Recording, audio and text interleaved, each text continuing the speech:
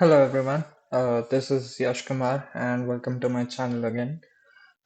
Today I'm going to talk about AutoGluon, which is another AutoML Python library, and this is quite similar to PyCaret. It's a low-code AutoML library which abstracts a lot of the complex machine learning code that we need to write generally, such as model selections, hyperparameter tuning, data preprocessing, behind few functions. I mean, it does this abstraction behind few functions that we can just call with some parameters, and it provides us with an appropriate model. And while it has numerous use cases, today we're going to go over various data science problems that we can solve using AutoGluon and Tabular. Okay, so first up, we're gonna look at a simple use case for this, where just as the name suggests for AutoGluon Tabular, it has we have some structured tabular data here, and in this first example, you can see we just import tabular data set and predictor from AutoGluon to Tabular, and we have some data here. This is actually the node signature data set where we're trying to predict the signature column with these different attributes. And yeah, this is our target column. And by the way, since signature is an integer, uh, pandas won't recognize it as a categorical column, but AutoGluon automatically handles that part on its own. So now instead of writing some complex ML code, we have to do is just call tabular predictor, provide it with label which is signature, and call fit method with some training data and a time limit just to manage my GPU resources. So with all of that done, once again, we just have the test data where we call tabular data set again to get it from test.csv. And then finally, we just call the same, use the same predictor and call the predict method by dropping the label column. And we have this prediction.head as you can see. And yeah, I mean, if you just call predictor.evaluate here,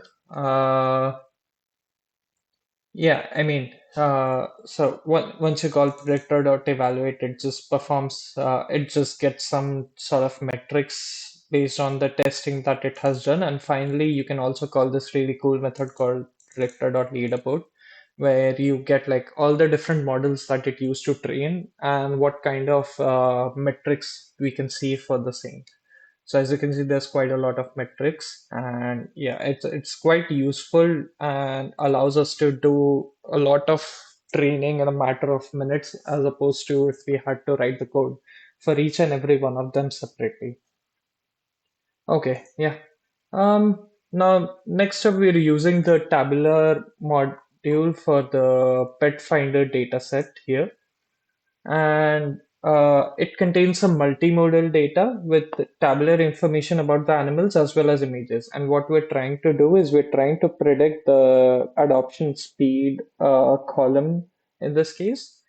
And once again, we just load our data and do some pre-processing, especially with the images. As you can see, like it is currently in this format, and we break it down to just a singular image. And yeah, I mean, what else? Yeah, so we have our training data here, and as you can see, we have a lot of columns here, and this cute little cat as well. And now that we have our training data, what we want to do sometimes is we want to yeah, I mean, so we call feature metadata here, and what it does is we want to see what AutoGluon infers about the column. So as you can see, float, int, object, and object of text. So it identifies description correctly as a text format, but images not so appropriately. So we just use this add special types to give it like some special metadata information regarding the images. And yeah, we can also just get the hyperparameters using get hyperparameter config. And as you can see, we have some more hyperparameters here. we just feed that to the tabular predictor again in this case, and once again with some the feature metadata hyperparameters training data set. We set it to high quality training and give it a time limit of 600 seconds. And ultimately, again, we have the similar results where we call evaluate and leaderboard, and we have some different metrics for the different models. Okay. Um, so that was the second use case. Now, another one that I've done here is we can use AutoGluon for some feature engineering with the tabular data. So we just generate a simple regression and then we create a data frame with it, and we then updated our data with integer, date, time, categorical, and string columns, creating our initial data set. So yeah, and we now call the AutoML pipeline generator, which breaks this data down into an appropriate set of features. As you can see, the date time got broken down into year, month, day, day of week, and yeah, I mean, even E, which was, I think, some text was broken down into different kinds of columns.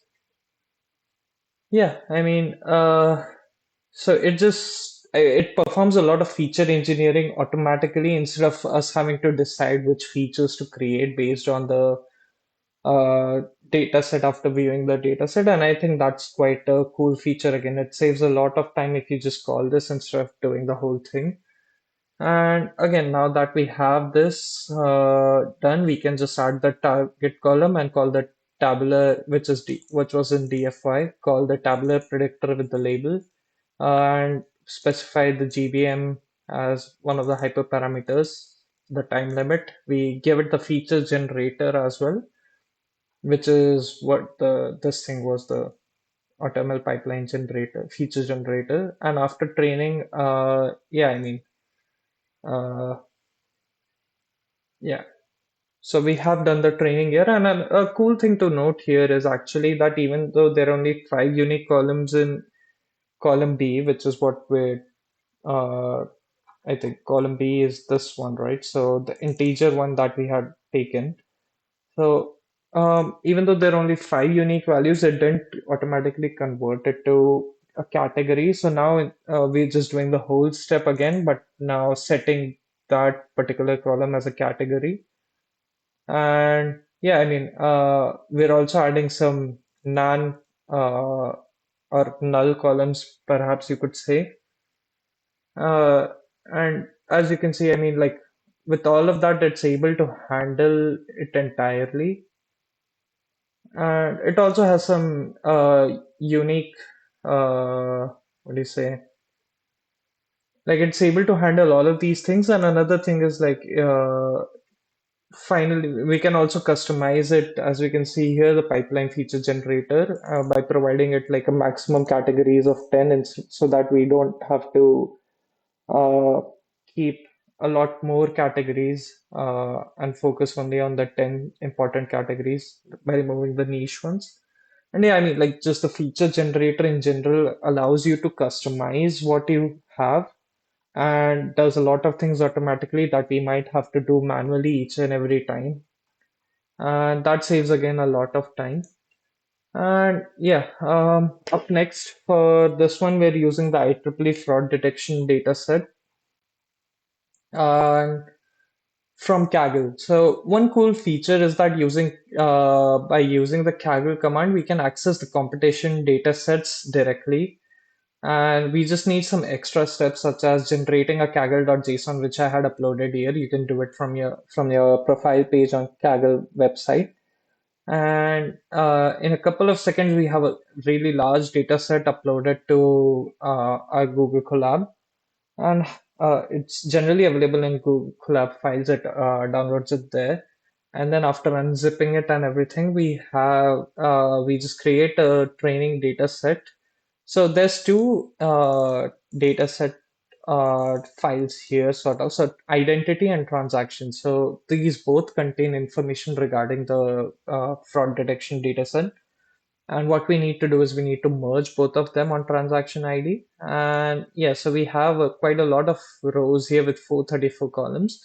as you can see, about 600,000 columns, and that's kind of difficult to manage online on a Google Colab for us because we don't have the paid version of it. So the GPU for this case needed some filtering. So I just picked like a subset of the data using the first 10,000 columns. And now that we call the tabular predictor, it again does the entire thing where it trains different models on it. And finally, we do the same thing for the test data, filter it down to just 1,000 columns. And it had some issue initially due to some of the columns being named incorrectly. So we just renamed all of them to the appropriate format so that we won't get the same issue. And again, now that we just provide it with that, we can again perform the prediction, evaluation, and read about with the same, which again, like in a matter of minutes, we're able to do this thing, which is again, I keep stressing that point again and again, but that's exactly what AutoML is doing. It's saving us a lot of time by abstracting a lot of complicated code that we need to write.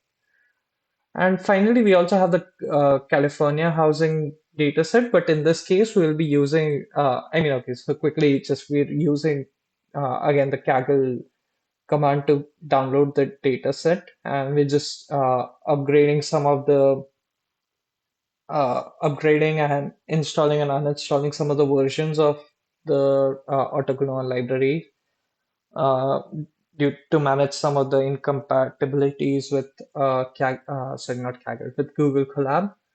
And yeah, another quick thing is that what do you say? Yeah, instead of doing it by calling AutoGluon directly, what we've done is we also use this really cool script here, which all it does is it basically you provide it with some arguments, and it will handle those arguments to call the multimodal or tabular predictor. Yeah. So basically, we just do the same thing, but instead of writing all of that, which is handled on the back end, like as you can see, we just similar to how we call tabular predictor. Previously, it has the same kind of code with some extra arguments to handle some of the tuning inside. And all we have to do is just call this method, example kagglehouse.py, with these particular arguments. So one of the ones is mode single. So if you gave it mode single, it would do it with a multimodal predictor. And if you did weighted or the other ones, which I have commented out, it would have gone with this with the tabular predictor. So just to mix it up and give a multimodal example, apologies for the name, I should change it to but it is able to do both. It is able to handle both, and it handles the parameters and the arguments and hyperparameters based on whatever we passed with. And yeah, ultimately it does all of the training similar to how we did when we did it directly, and saves the data result in this particular CSV, which we can just call and access the data. So again, like in didn't really have to do much. A lot of abstraction happens behind the scenes, and in a couple of just commands, we have an entire set of models trained and ready to call. So yeah, this has been Yash Kumar, and thank you for watching my video on AutoGluon.